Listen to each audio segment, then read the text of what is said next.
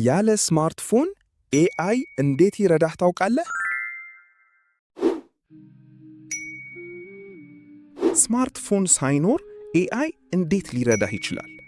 ብዙ ገበሬዎች ወሳኝ መረጃ ያጣሉ።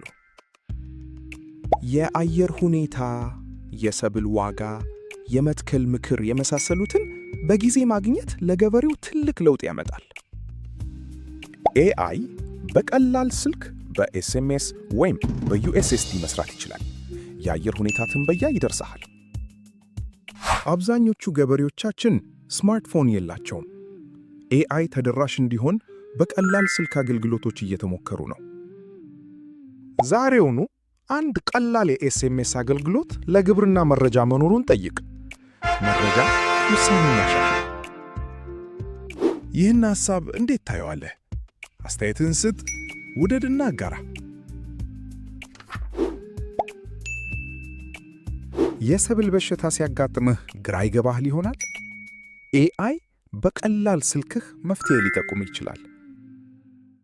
አንድ ገበሬ ችግኝ ተክሎ ቅጠሎቹ ሲበላሹበት ምን እንደሆነ ለማወቅ ይቸገራል። በቀላል ስልክህ የሰብልህን ምልክቶች በጽሑፍ ብትልክ ኤአይ ተንትኖ ምክር ሊሰጥህ ይችላል፣ ግን ባለሙያ አይተካም። በገጠር ገበሬዎች የሰብል በሽታ ሲያጋጥማቸው ባለሙያ ለማግኘት ይቸገራሉ።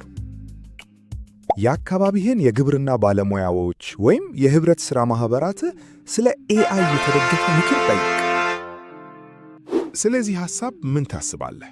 አስተያየትን ጻፍ፣ ላይክ አድርግና አጋራ።